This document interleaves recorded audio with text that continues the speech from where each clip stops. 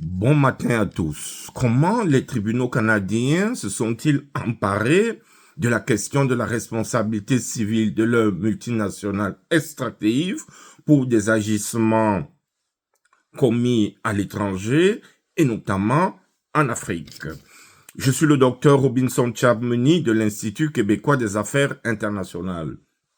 Dans cette vidéo, nous voulons continuer notre tentative d'explication, notre commentaire relatif à l'article produit par Maître James Ebonge sur le recours à responsabilité civile contre les multinationales extractives canadiennes pour violation des droits de l'homme, une perspective canadienne. Alors, commençons par faire un rappel des précédentes vidéos.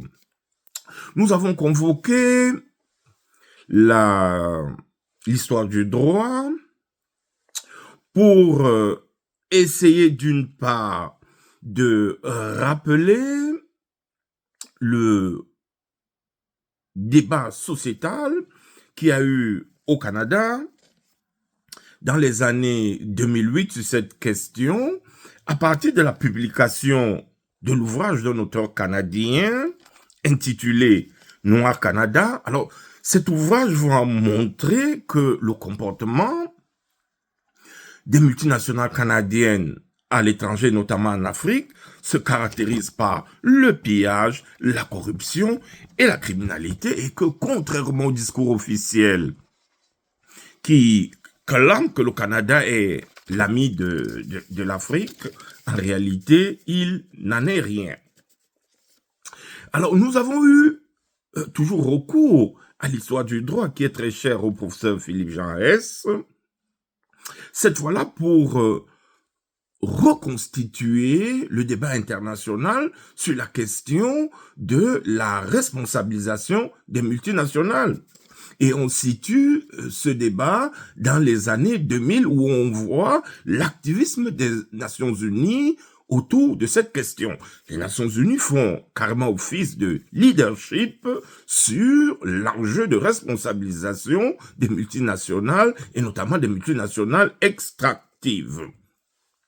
Alors, nous avons utilisé la même discipline, l'histoire du droit, pour mobiliser un article doctrinal, celui de Maribona Amissi, qui est professeur à l'Université de Montréal et par ailleurs ami de James Ebonge, avec qui ils ont fait la même université dans le département du droit.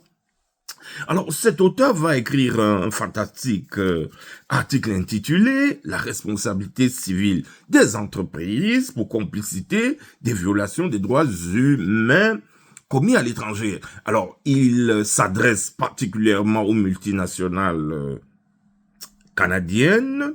Alors, cet article aura ceci d'intéressant qu'il va analyser la question de l'exception du forum non-convenience. Alors, on entre déjà dans la technicité. Au fait, cette exception permet simplement aux avocats, et notamment aux avocats des multinationales, une fois qu'ils sont traduits devant les tribunaux canadiens, de dire à la Cour de se déclarer incompétente du seul fait qu'une autre juridiction, notamment la juridiction africaine, est plus appropriée pour juger du différend. Et ici, plusieurs facteurs seront pris en compte, ce qu'on va appeler des éléments d'extranéité dans le droit international privé. Donc, plusieurs facteurs seront pris en compte pour écarter la compétence des tribunaux canadiens, notamment la localisation des témoins et des parties. Généralement, l'affaire se situe en Afrique, les témoins sont en Afrique, l'affaire se déroule en Afrique, la loi applicable, elle est souvent sous l'égide des pays miniers, la loi des pays miniers africains, les communautés, bref, tous les éléments de rattachement, en principe, permettrait à une juridiction étrangère, notamment africaine, de connaître le différend.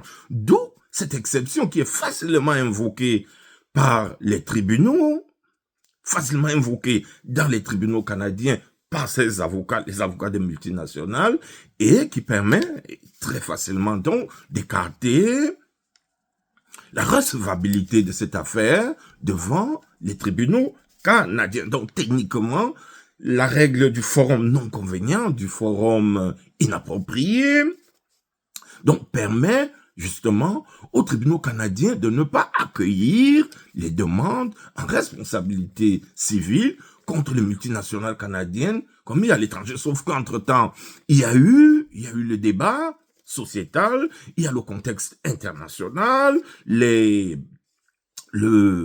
tout le travail onusien, la sensibilisation onusienne, et puis aussi l'influence, le tapage médiatique sur cette question. Tout cela va amener les tribunaux à réviser leur position, et c'est l'objet de l'analyse de James Ebonge, qui va convoquer deux principaux arrêts: 900 Resources contre Araya de 2020 de la Cour suprême du Canada et l'affaire Choc contre Hope Bay Minerals de 2013 de la Cour supérieure de l'Ontario. James Ebonge va ainsi montrer l'évolution de la jurisprudence canadienne qui, d'une part, comme nous l'avions souligné, était assez hostile, mais cette position assez hostile à cause de la règle du forum non-convenience, mais cette position allait évoluer pour fonder cette fois-là la responsabilité des multinationales canadiennes sur le fondement de la violation du droit international coutumier, la jurisprudence canadienne se rangeant ainsi à la jurisprudence états-unienne.